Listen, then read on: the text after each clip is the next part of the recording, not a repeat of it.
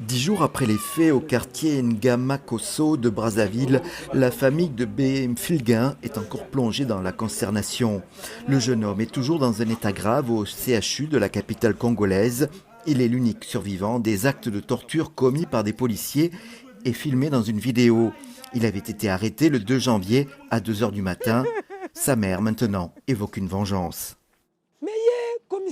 Ce commissaire de police m'avait courtisé, mais je n'avais pas accepté ses avances.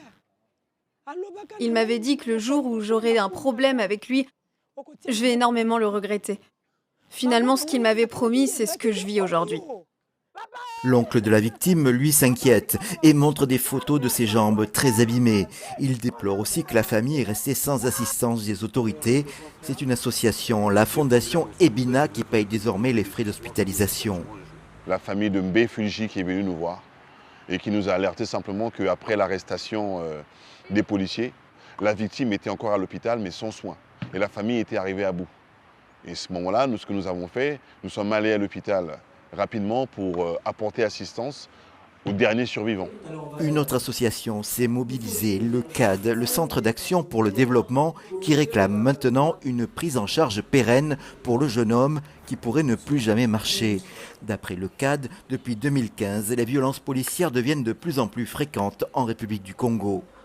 La victime était principal pourvoyeur au sein de la famille.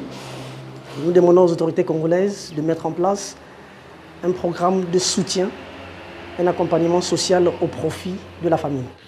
À ce jour, 7 personnes, 4 policiers et 3 auxiliaires de police ont été arrêtés après l'émotion provoquée par la vidéo. Mais ni le gouvernement ni la police ne se sont exprimés sur cette affaire qui en rappelle une autre.